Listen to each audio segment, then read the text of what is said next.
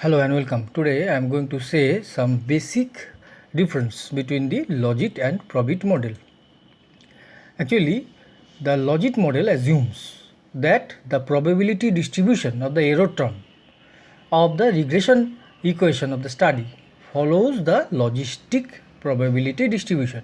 Symbolically, we can write generally in terms of this term pi equals to 1 upon 1 plus e to the power minus zi, where the pi is equals to the probability of success, and as we know, success means it is related to the study.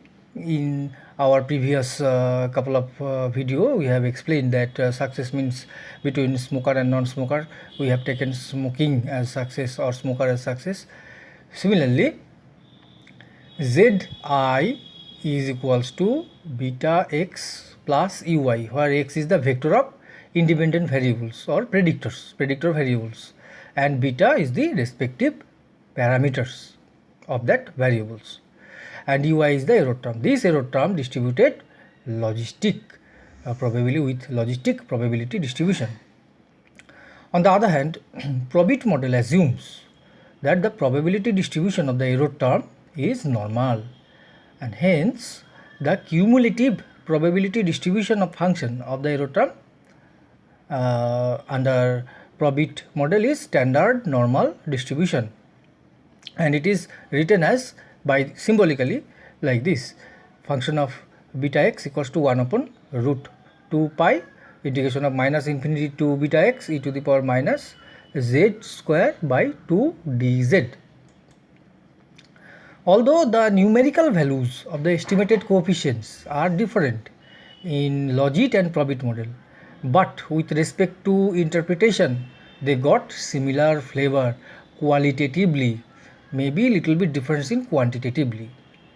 Both the logistic distribution and the standard normal distribution have the same mean, which is equal to 0, but their variances are different.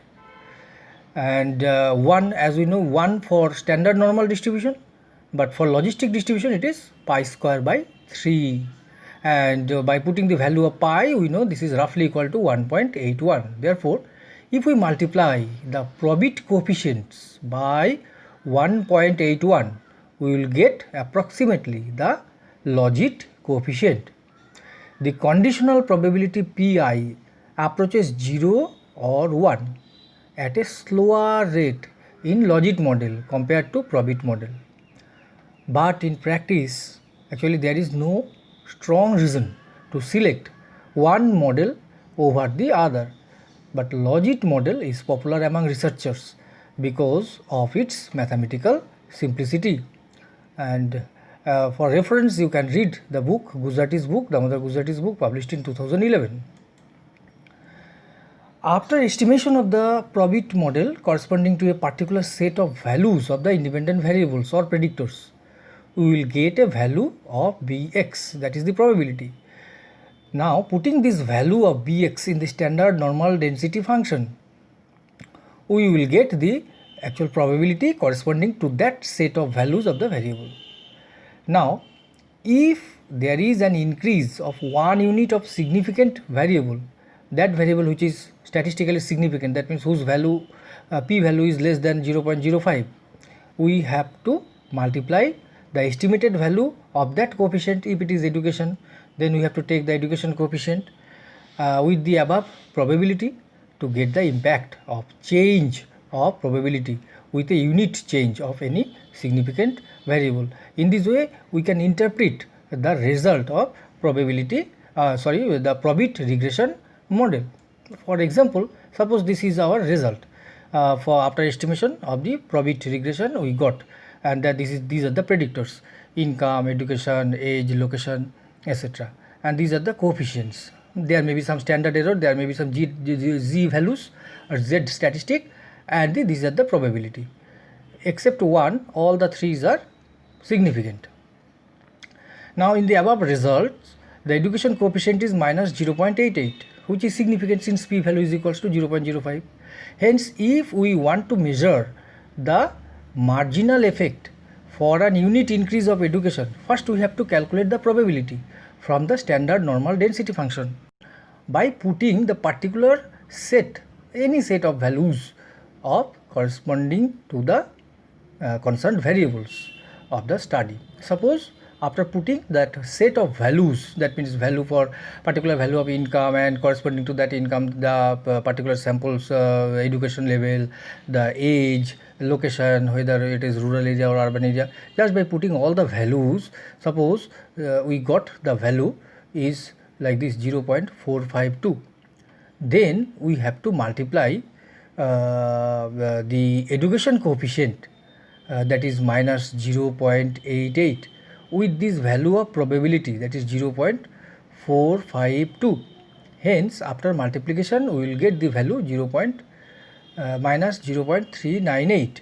Therefore we can interpret the marginal effect in the Probit regression model in this way, that is, with the increase of education by 1 unit given the set of values of the predictor variables, the probability of smoking declines by 0.398. That means with the increase of 1 unit of the significant education variable, the probability of declines of smoking is about 0.398.